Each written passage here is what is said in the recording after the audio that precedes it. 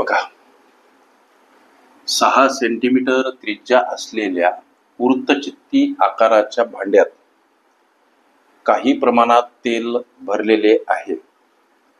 1.5 centimetre त्रिज्या असलेले काही गोल त्यात म्हणजे त्या भांड्यामध्ये पडले. त्यामुळे तेलाची उंची 2 सेंटीमीटरने वाढली. तर त्या भांड्यात असे एकूण किती गोल पडले असावेत असा प्रश्न सोडायचा कसा? लेकरांनो, प्रश्न कोणताही असो, प्रश्नातील केवळ 4 शब्द गुगलवर टाईप करा, प्रश्न सर्च करा, सापडतो. इथं गोष्ट घनफळाची. लेकरांनो,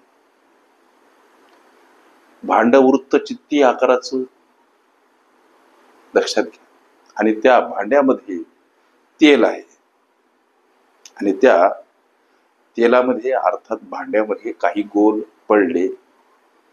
त्या गोलाची त्रिज्या 1.5 सेंटीमीटर, वृत्तचित्ती आकाराच्या भांड्याची त्रिज्या 6 सेंटीमीटर. म्हणजे करायचं काय तर वृत्तचित्तीचं घनफळ आणि ते गोल पडले त्या गोलाचं घनफळ. गोष्टी लक्षात घ्या. गोलाचं घनफळ म्हणजेच वर्तुळाचं घनफळ काढण्यासाठीचं सूत्र 4/3 पाय r क्यूब. इथं इज इक्वल टू काय करा, वृत्तचित्तीचं घनफळ काढण्यासाठी जे आम्ही सूत्र वापरतो पाय r वर्ग h.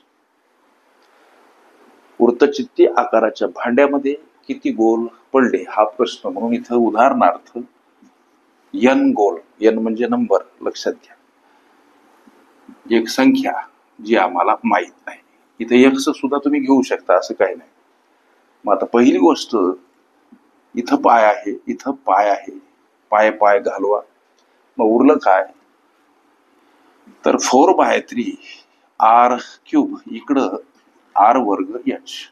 लक्षात घ्या, हे आहे लेकरांनो वर्तुळाचं घनफळ काढण्याचं सूत्र आणि हे आहे वृत्तचित्तीचं घनफळ काढण्याचं सूत्र. इथं 4/3 अशीच मांडा. r म्हणजे रेडियस अर्थात त्रिज्या, गोलाची किती 1.5 सेंटीमीटर, कंसामध्ये घ्या 1.5 आणि याचा घन r क्यूब म्हणजे r चा घन, त्रिज्येचा घन, r वर्ग हे वृत्तचित्तीचं घनफळ काढण्याचं सूत्र. त्यामधील काटून उर्वरित असलेले पद r वर्ग म्हणजे काय तर वृत्तचित्तीची त्रिज्या आणि तिचा वर्ग. वृत्तचित्तीची त्रिज्या आहे 6 आणि त्याचा वर्ग करायचा. 6 म्हणजे 6 सेंटीमीटर लेकरांनो. आणि इथं उंची, याची म्हणजे हाईट. आता उंची हा प्रश्न, तर कोणती उंची? काही गोल त्या भांड्यामध्ये पडल्यामुळं काय झालं की त्या तेलाची उंची 2 सेंटीमीटरनं वाढली ना. ही वाढलेली उंची इथं आम्हाला दर्शवायची 2 सेंटीमीटर. गोष्टी लक्षात घ्या.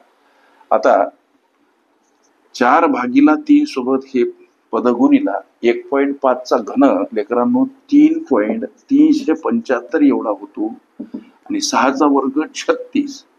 इथं परत गुणिला 2 आहे. हे 36 कसे आले तर 6 चा वर्ग. आता हा भाग लेकरांनो 1.125 असा जातो, वाटल्यास देऊन पहा. मग आता 4 गुणिला 1.125 हा गुणाकार करून टाका 72 आणि हा गुणाकार येतो 4.5 असा. समोर हे 72. आम्हाला जो प्रश्न विचारला की त्या भांड्यात असे किती गोल पडले असावेत, त्यासाठी आम्ही इथं चलपद n घेतलं. गोष्टी लक्षात घ्या, किती गोल पडले असावेत म्हणून इथं आम्ही गुणिला n घेतलं लेकरांनो. आता या n सोबत गुणिला असलेले पद 72 कडे जाताना भागीला स्वरूपात मांडावे लागतात. छेदस्थानी असलेलं दशांश चिन्ह घालवायचं, म्हणून अंशस्थानी 0 घ्या. मात्र 0 किती घ्या हा प्रश्न.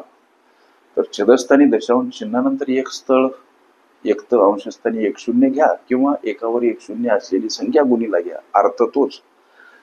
आता हा भाग कसा जातो? हा भाग जातो लेकरांनो 16 न, म्हणजे 16 गोल. हे तुमच्या विचारल्या प्रश्नाचं उत्तर लेकरांनो. त्या भांड्यामध्ये किती गोल पडले असावेत? त्या भांड्यात 16 गोल पडले असावेत. हे तुमच्या प्रश्नाचं उत्तर अशा पद्धतीच्या अनेक संभाव्य अशा प्रश्नांचा सराव करायचा असेल, खरंच तुम्ही कुठली स्पर्धा परीक्षा देत असाल लेकरांनो, अवश्य चॅनल सबस्क्राईब करा, बेल आयकॉनची घंटी दाबा, जेणेकरून मी वेळोवेळी अपलोड केलेल्या संभाव्य अशा प्रश्नांचं नोटिफिकेशन तात्काळ तुम्हाला प्राप्त व्हावं. पर्याप्त वेळेमध्ये निर्धारित यश मिळवण्यासाठी सोबत गणिताविषयी असलेल्या विविध तुमच्या मनातील समस्या तुम्हाला बिनधास्त विचारण्यासाठी कॉम्पिटेटिव्ह एक्झाम ग्रुप अवश्य जॉईन करा. तिथं तुम्हाला दररोज असंख्य अनलिमिटेड भरघोस अशा संभाव्य प्रश्नांचा नित्य सराव करता येईल. वृत्तचित्ती आणि वर्तुळाचे घनफळ ह्या माझ्या प्लेलिस्ट अवश्य बघा. त्यामध्ये विविध स्पर्धकांनी विविध अंकांनी विचारल्या संभाव्य अशा असंख्य प्रश्नांचा सराव तुम्हाला करता येईल.